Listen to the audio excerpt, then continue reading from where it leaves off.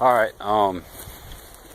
It's almost the well, it is the end of April of 2018. I figured I'd just do a little farm update or whatever. We had a late frost kick in. It hurt some stuff this year. And normally I've cut the grass a few times, but I'm actually starting to cut the grass now. But I want to run the cow and the sheep on some of it, get my bang for my buck, less mowing and everything else. So, you know, most of the backyard area before you hit the woods is something like that. I mowed around a couple of small trees, like that's an apricot tree right there. But I wanted to show Lauren's little rose area. She got some Yoshino cherries growing back here. I've been trying with some tart cherries. I haven't had a whole lot of luck. I mean, we have a ton of the wild black cherries out here. I mean, tons of them. But I wanted a little bit bigger cherry, something with a little more flavor. But the roses are pretty happy. There's some Concord grapes and stuff growing back there. We got plenty of wild grapes and everything else too. I'm going to have to show Lauren how to cut this cardboard. Well, she's going to use cardboard under the mulch. I mean, it's trying to make a square asshole round there. But roses are pretty happy. We got some decent thorns on them too.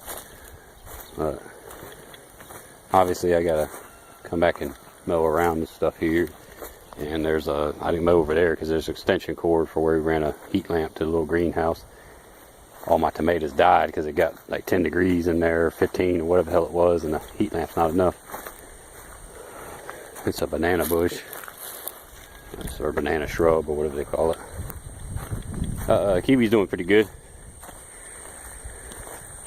I'm using the old ride lawnmower here.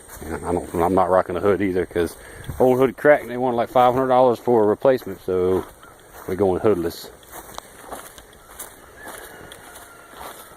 This is a little cherry tree, a tart cherry, but it didn't get a whole lot of sun here. But then hell, those are black cherries right there.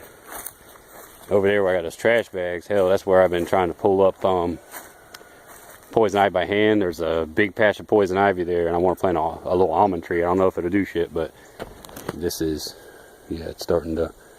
I was all covered up and washed up, and I still got a rash on something. But I can see if I can get around here and not be wet.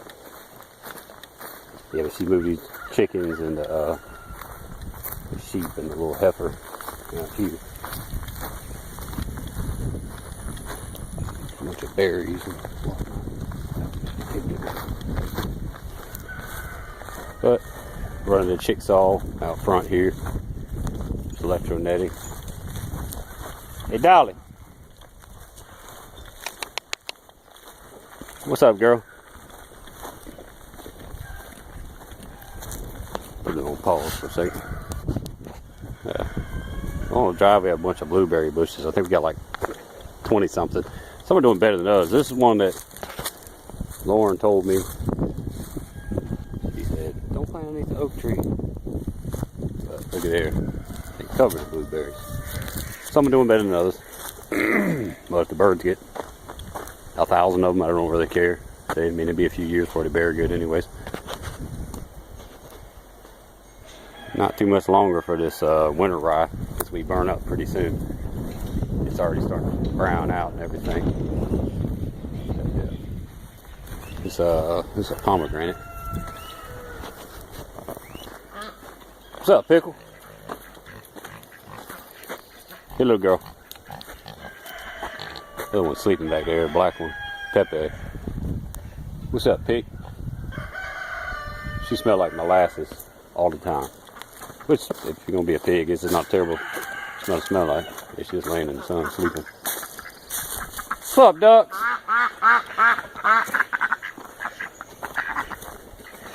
Most of the chicken pens now are just have roosters in it. Some of the breeds that don't really lay well, like the Polish and the Sumatras and stuff like that, they got their own pens. And the Guineas run back and forth. It's kind of a mess in there. I need to go in there and clean it up. And I still got the Jersey Giants in there, the male and the females, but most of it. Damn, chicken eating a damn dog food. Alright, so funny story with the geese. I put up a little crappy welded wire fence back there, and I planted it was a bunch of poultry blend seed, mostly clover and flax. Flax is still there. The clover, however, the geese one up me. You see they had a little, I can zoom in on them there. They're kind of assholes, so can't really zoom in. But anyways, they one upped me because they couldn't fit through the fence to eat the crap, so they had babies, and they sent the little babies in like some little small ninja geese. Look back there. I'll walk in there for a second. They ate all my clover. Anyways, I had to cover up the comfrey because I planted some comfrey back there. They ate all the leaves off. I covered it with chicken wire. Now there's no leaves, but it's sent up a shoot and it's blooming. So, I got 4 over there. Got a few little babies here. They're not the friendliest animals. I still need to do some work on this side of this little pasture. I need to clear some more trees out of here to make more grass too. At least some of the pines, they drop so much pine straw. Hold on, let me get the phone away from me. Hey girls, come on. Get them up, let's go, come on. Hey. Yeah, they don't want nothing to do with me. They're eating on clover and everything else. Hey sissy. Sister. Yeah, she don't give a crap. Pretty typical. What's up, boys? Had these guys for about 6 years now. What's up, little boys? Got them when they were little. They're just wethers, neutered males. But I gotta do hooves today, don't I, boys? Hooves and check mucous membranes and possibly drench. Hey, stop biting me. But they're hanging out. They've destroyed pretty much every fencing, so this is 4 gauge, 4x4 welded wire, and it's wood posts all the way around. So yeah, and this is a 2-inch gate, so they can't get through that because they will destroy some shit when they get out. What the hell's going on over there?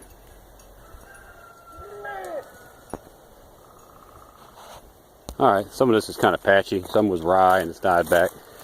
But underneath the power lines here, the power company came back last time and cut a bunch of trees. They've been doing it for years and years. Cut a bunch of tree limbs, and then they just mulch it or just toss logs in here and just shit the whole thing up. They drop Gatorade bottles, all types of crap, everything from their lunch. I took the tractor in here. I cleared all that shit out. I disced it under. I started admitting the soil. It's still not where it needs to be, but it's got some forage on it for the sheep or the goats to run through, the little cow or heifer. So, like I said, I have the fence so you can lock it all the way around. So if they ever do come back to, trim up the tree limbs, that way they can access it. And plus then the livestock guardian dogs can protect everything from the backside as well. Fully encircled. This is what I was talking about. The flax is still here, but hell, they ate all the damn clover. Little ninja goslings. What's up, man? Hanging out in the sun? Yeah, you got sulfur on your legs. Fuko. What's up, man? Oh, now you guys want to come. You think the Cookie Man coming? What you two fighting about? Gibby. Where the hell is Peep? Oh, Peepy's over there like the hell with her. She's back in eating grass and whatnot. Hey, what are you doing? Come on, girls. Obviously, we saw earlier that the cow and the sheep were out in the front there. Rabbits are sleeping. There's only 3 of them left now. We had another one die. I mean, rabbits are pretty fragile. They make manure for us anytime we plant something. Rabbit manure doesn't burn anything up like other manure, so it's pretty much instant, ready to roll. I added so much to the garden, I actually had to stop adding manure. They used to be over by the garden, and then a guy on Craigslist got rid of this dog kennel for free or whatever. It was torn up in the front, so I framed it in, raised it up. Man, we got a little bunny house. Not nap time. What's up, Lambro? We got Rambro in the back of Lambro. Rambro has since been weathered. He can no longer be a father, but before he was weathered, he made the one in front here, Lambro. And for anybody who has any type of critter that beats the hell out of anything, tears up any type of housing you make, bam, calf hutch. It'll last a long time, and they can beat it up, ram it and everything else, and they won't screw it up. It's all one, pretty much one solid piece. What's up, man? Oh, you gotta get you some air time, huh? And bite me. Over this way, you can see in that middle stack, well, there's a guinea keat, or not a keat, I guess a full-grown guinea. A full-grown guinea. Got a little bat house out in that area. But I'd like to eventually dig a pond out there. That's why I haven't amended the soil and made it proper pasture. Kind of just let it go, do its thing. Now we're heading further back where the woods is starting to thin out a little bit. Or well, I guess the woods are starting to thicken up. I got the opposite way. I ran water out here though. Up there is the where the cow shit and everything is. I planted some Allegheny chinkapins here. They're native and they produce a nut very similar to a chestnut. They can still get chestnut blight, but I mean you could go to the Virginia State Forestry website and you can order them for like $2. I mean they're pretty good little shrub. Then I got this is a Santa Rosa plum growing in. It's actually coming pretty nice. They're not too particular. And to pollinate it, this is an elephant heart plum, which came as a little twig from Starks. And I was, man, that thing's not going to make it. And hell, look at that. That thing's doing real well. Whether I get good plums off them, who knows? All right, I cut through the woods and teed off from over where the chinkapins are. Well, hell, I put chinkapins out here too. But this is a little apple orchard. One of the apples, the Yellow Delicious, it's still dormant. It bloomed too early. The frost got it, and then now it's that one there. I mean, it's still dormant. I checked it. I made sure the root wasn't girdled. Hell, it's got above the graft line there. It's still got green leaves, but and it's not dead. It'll probably bloom late summer or put on leaves late summer. But all that one's doing pretty good. The McIntosh dropped a lot of its apples, but I mean, then again, they haven't been in that long. But I mean, you know, I mean, for how long this tree's been in here, and the fact that South Carolina, I will say that the red clover is very happy back here. That stuff is very happy. Probably doesn't catch it on the camera.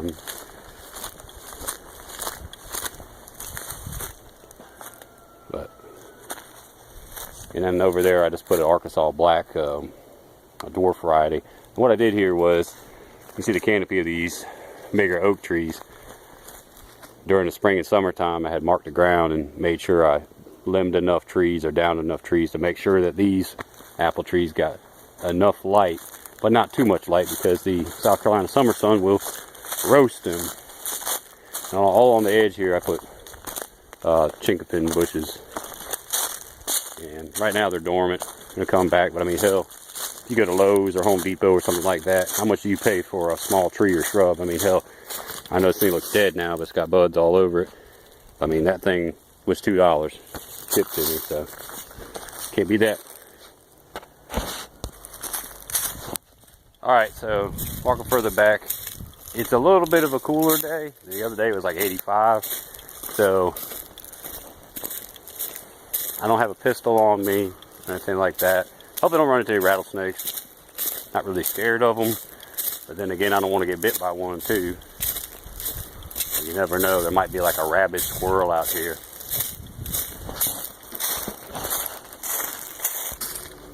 Heard some people say that river birches don't grow here. This is way back in the woods.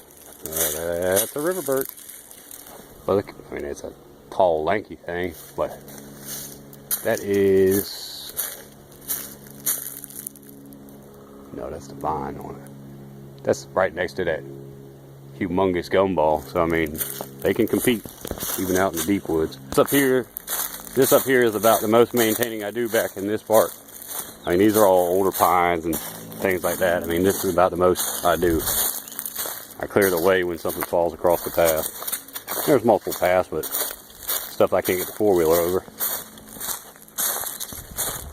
There's some honeysuckle growing around here somewhere. But anyways, that looks like a blackjack oak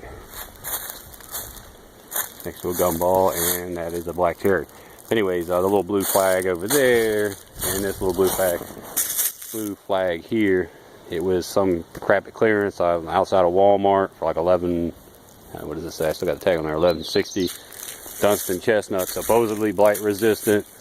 We'll see. But a couple trees at one point fell down these areas, so they get a little bit of dappled sunlight. So I figured, what the hell? We'll try them. I don't like to introduce too much back here, but if I get some chestnuts off it, it'll be good. All right, still walking. It's a long day at work, something like that, or just you need time to think. I come back here, you be by yourself, you just hear the wind going through the trees and some more of them rabbit squirrels fighting one another. Pretty good time. This is the westernmost creek. We ain't got a whole lot of rain, so it's barely moving, but it is still moving. Obviously, we went downhill the entire time, and right off the edge of the property back there is a humongous swamp. But some elephant ears growing out here. I did plant that weeping willow there. And put a little deck bridge, whatever the hell you want to call it. Just something so that, unfortunately me, I can no longer splash Lauren when she rides on the four-wheeler with me. There's two more creeks over that way. But unless we get a lot of rain or a decent amount of rain, they usually run dry by late spring, early summer. This one, it has to get real dry, being in a drought. I know that the middle stream out of the three over there used to have crayfish, crawdaddies, whatever you want to refer to them as, but I don't know.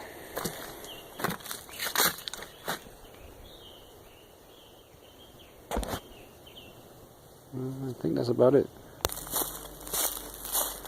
Alright, well, if you made it this far, thanks for watching, and I think I'm going to head back up to the house, I guess.